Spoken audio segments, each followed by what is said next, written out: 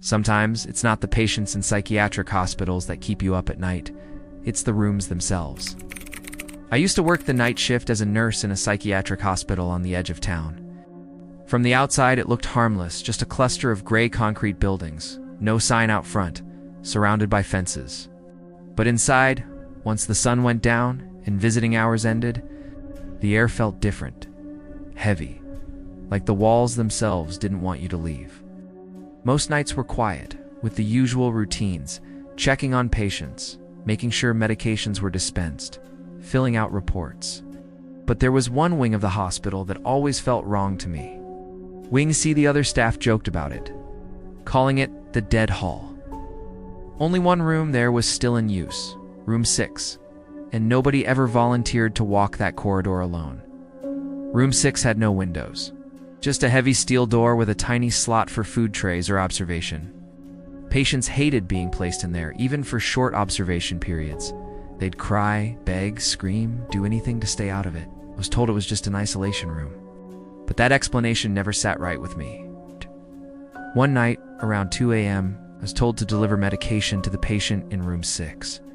The hallway leading there was dim, the overhead lights buzzing faintly. My footsteps echoed far too loud, like the building itself was reminding me I was alone. When I reached the door, I noticed something immediately wrong. The slot was already open.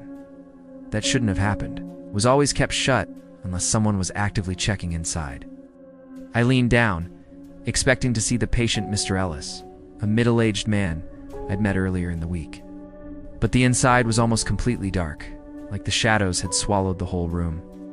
Then I heard it, a whisper, a man's voice, hoarse and ragged, like paper tearing. "Don't. Open the door." I froze. My first thought was that it was Ellis, but that voice didn't sound like him. "Mr. Ellis," asked quietly, trying to sound calm.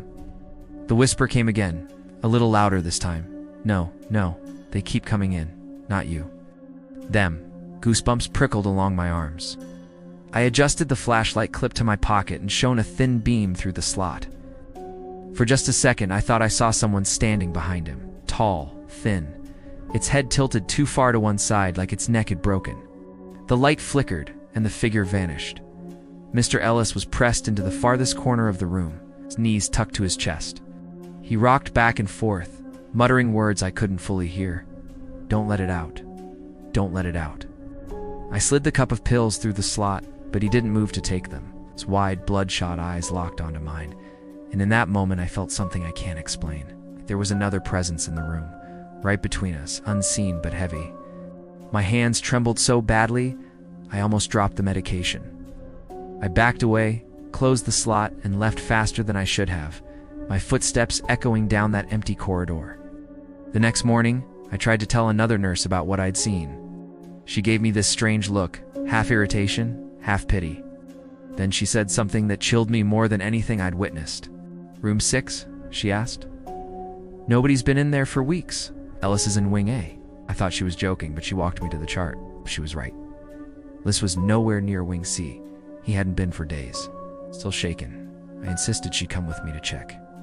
When we opened the door to room 6, the smell hit first damp, metallic like rust and mildew. The bed was unmade and the restraints had been used recently, but there was no patient. The room should have been empty. That's when I saw it. Above the headboard, faint scratches carved into the paint. Letters, shaky but deliberate. "Don't let it out." My colleagues swore the room had been inspected only a day before, and the wall was clean. We both just stood there, staring, too afraid to speak. For the rest of my time at that hospital, I avoided Wing C whenever I could. Some nights, though, when I had no choice but to pass by, I'd hear faint sounds leaking from behind the door of room 6. Not screams, not even words. Just a low, broken hum, like someone humming a song they didn't remember how to finish. And every time I thought about the warning whispered to me through that slot, not from Mr. Ellis, but from whatever else was in there with him.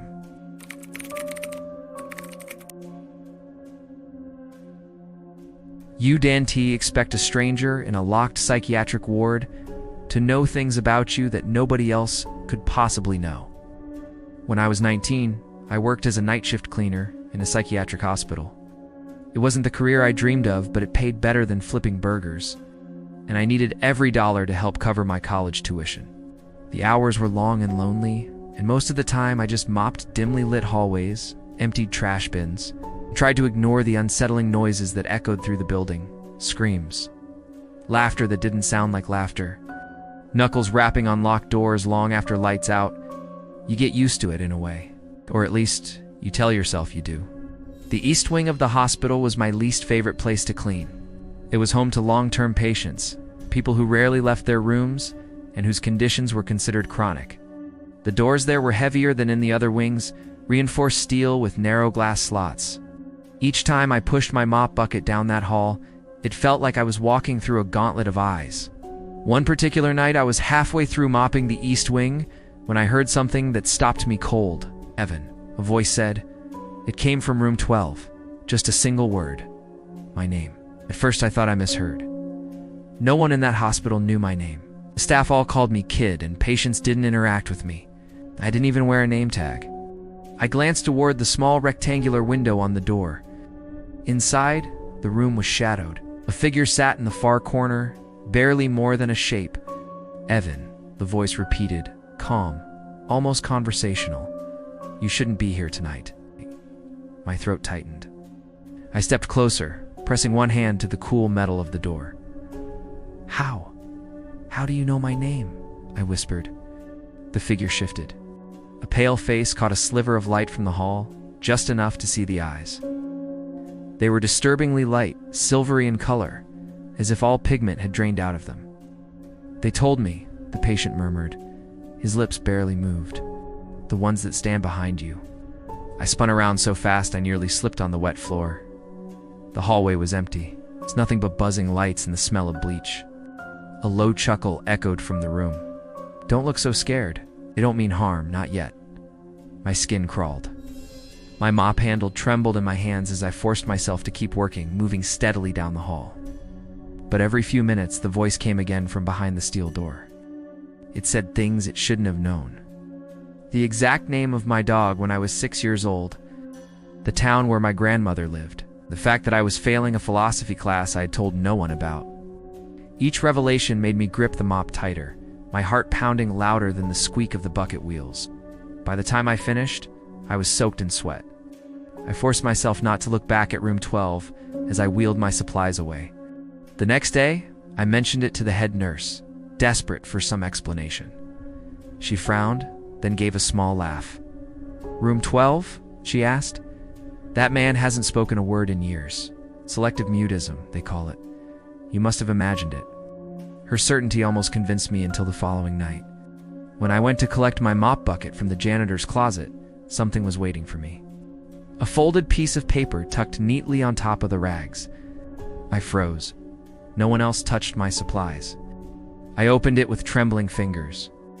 The handwriting was jagged, uneven, scrawled in pencil. "Go home, Evan. Don't come back tomorrow. They'll be waiting." The paper slipped from my hands. I backed away like it was burning me. I didn't clock in that night, or the night after. In fact, I never set foot in that hospital again.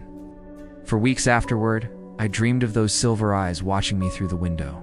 I'd wake up drenched in sweat, the sound of my name still echoing in my ears. Years later, long after the hospital closed down, curiosity got the better of me. I looked up old records. Trying to learn who had been kept in room 12, there was no mention of a patient with mutism. No patient listed at all. According to the official records, room 12 had been vacant for over a decade. And yet I can still remember, clear as day, that calm voice calling my name.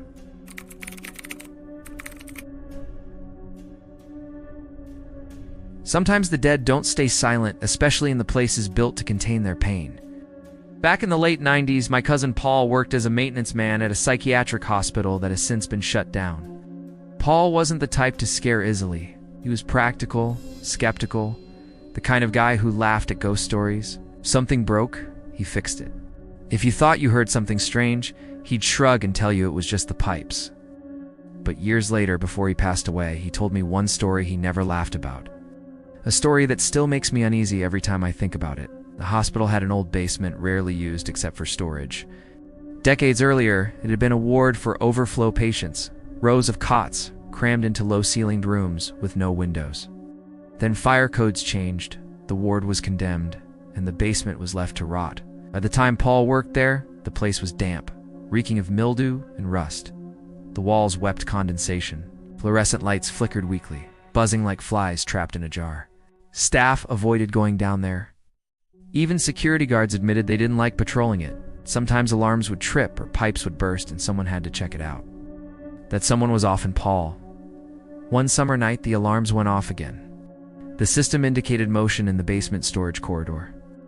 Paul grabbed his flashlight, muttering about rats, and headed down the concrete steps alone. The air grew colder with every step. He said it felt like walking into a freezer. His breath fogged in front of him, which made no sense. It was August, the hottest week of the year. He swept his flashlight along the corridor. Rusty filing cabinets leaned against cracked walls. Broken wheelchairs and abandoned gurneys cluttered the corners. Somewhere deep ahead, faintly at first, he swore he heard whispers. At first, he thought it was air rushing through the vents. But as he moved closer, the whispers took on a cadence like people speaking, words just out of reach. Then came the scream. High-pitched, raw, echoing so violently it seemed to rattle the pipes. Paul dropped his flashlight, the beam swinging wildly as it clattered on the floor. He was certain a patient had somehow gotten trapped down there. He snatched the light and ran toward the noise. But the hallway ended in a steel door sealed with a padlock. The scream continued behind it, muffled but desperate.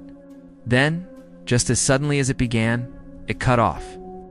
Paul pressed his ear to the cold metal. His heart thundered. For a moment there was silence, and 3 slow, deliberate knocks sounded from the other side. That was enough. He bolted upstairs and reported what he'd heard. Security swept the basement. No signs of forced entry. No footprints, no disturbed dust. The padlock hadn't been touched. Paul tried to brush it off, but the next night the alarms went off again. This time he refused to go alone, dragging another maintenance worker with him. Together they descended into the basement. The air was just as frigid, the smell of mildew stronger. They walked side by side, flashlights cutting shaky beams into the darkness. And then they heard it again, the scream. Only this time, Paul's coworker froze mid-step. His face went white. "I know that voice," he whispered. The man explained that years ago, before Paul was hired, a fire had ripped through part of the old basement ward. Several patients had died before staff could evacuate them. One woman in particular had been trapped behind a locked door, screaming until the flames took her. The sound they just heard? He swore it was her voice. Neither of them spoke after that. They turned and climbed the stairs 2 at a time, abandoning their inspection. Neither man ever set foot down there again. But that wasn't the end of it. A few days later, Paul was repairing a broken radiator on the first floor when he heard something faint rising through the vents. At first he thought it was steam. Then he recognized it. The same raw, desperate scream, echoing upward through the pipes. He slammed his tools down and walked out, refusing to return until another worker confirmed the radiator was fine. Word spread among staff, quiet but steady. Night nurses admitted they sometimes heard sobbing seeping up through the floorboards. Guards claimed they'd hear pounding on the basement door when they walked past on patrol. Nobody talked about it openly, but everyone knew. The hospital shut down a few years later, officially due to funding cuts and poor infrastructure. But Paul always believed the real reason was simpler. Too many people had heard too much. Today the building still stands, boarded up and abandoned. Locals avoid it, swearing that if you walk close on a quiet night, you can still hear the screams bleeding up from underground. Paul told me that story only once, late at night, his hands trembling as he lit another cigarette. He was a man who didn't scare easily, but even decades later, his voice cracked when he remembered those knocks on the steel door. And before he died, he made me promise something. "If you ever find yourself near that hospital," he said, "don't go near the basement. If you hear the screaming, don't listen. Don't ever listen."